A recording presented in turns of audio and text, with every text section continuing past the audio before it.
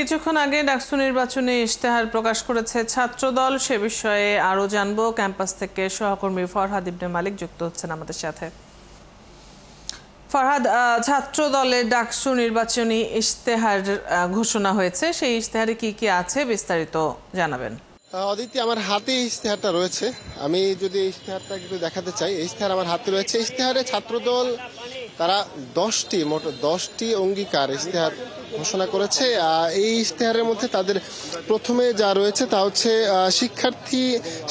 শিক্ষার ব্যবস্থাকে উন্নত করার জন্য শিক্ষা ও গবেষণাকে প্রাধান্য দিয়ে আধুনিক ও বসবাসযোগ্য একটি ক্যাম্পাস তারা গড়ে তুলতে চায়। এছাড়া তাদের ইশতেহারের মধ্যে রয়েছে তারা নারী শিক্ষার্থীদের জন্য নিরাপদ ক্যাম্পাস বিনির্মাণ করতে চায়, তারা স্বাস্থ্যকর পরিবেশ তৈরি করতে চায়, তারা শিক্ষার্থীদের জন্য কারিকুলাম, অবকাঠামো এবং শিক্ষার মান উন্নয়নের কাজ করতে চায়। পরিবহন ব্যবস্থাকে তারা ঢেলে সাজাতে চায়, যেখানে শাটল ব্যবস্থা থাকবে শুধুমাত্র বাসে নয়, শাটল ব্যবস্থা যেখানে থাকবে ব্যাটারি চালিত যানবাহনে শাটল ব্যবস্থা থাকবে। এছাড়া জিপিএস ট্র্যাকিং ব্যবস্থা চালু করবে বাসে, যাতে করে শিক্ষার্থীরা সবসময় আপডেট থাকতে পারে তার যানবাহন বা তার বাস কোথায় আছে, কোথায় যাবে, এই বিষয়গুলো।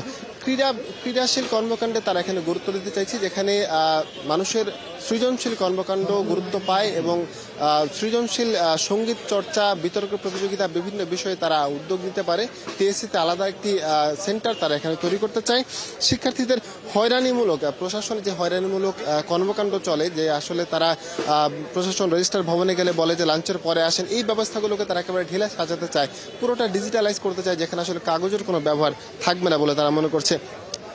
বর্জ্য ব্যবস্থাপনায় তারা আলাদা রকমের গুরুত্ব দিতে চায়, যেখানে ঢাকা বিশ্ববিদ্যালয়ের প্রত্যেকটা জায়গাতে বর্জ্য ব্যবস্থাপনা নতুন করে তৈরি করবে তারা, যেখানে কোনো রকমের ধুলা বালি, কোনো রকমের আবর্জনা এখানে থাকবে না। পাশাপাশি হলের ক্যান্টিন, ক্যাফেটেরিয়া সবগুলোতে তারা অন্য রকমের পরিবর্তন আনতে চায়, যেই পরিবর্তনের ছোঁয়া ঢাকা বিশ্ববিদ্যালয়ে আগে কখনো লাগেনি।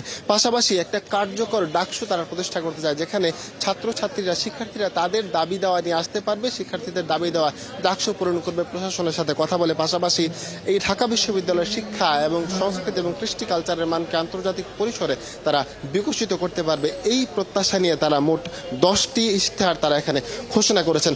10টি ইশতেহারে তারা বিভিন্ন রকমের ধারা বা বিভিন্ন রকমের বিভিন্ন ধারা উপধারা তারা এখানে বাস্তবায়ন করেছেন, যেই ধারাতে তারা প্রকাশ করতে বিশেষভাবে বোঝাতে চায় যে আসলে তারা শিক্ষার্থীদের জন্য শিক্ষার্থী বান্ধব একটি ডাকসু উপহার দিতে চান, একটা আন্তর্জাতিক মানের ফরহাদ, আপনার কাছ থেকে আমরা জেনে নিচ্ছিলাম ছাত্র দলের ইশতেহারে কি কি গুরুত্ব পেয়েছে।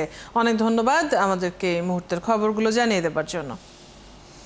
ঢাকা বিশ্ববিদ্যালয় ক্যাম্পাস থেকে সহকর্মী ফরহাদ ইবনে মালিক যুক্ত ছিলেন।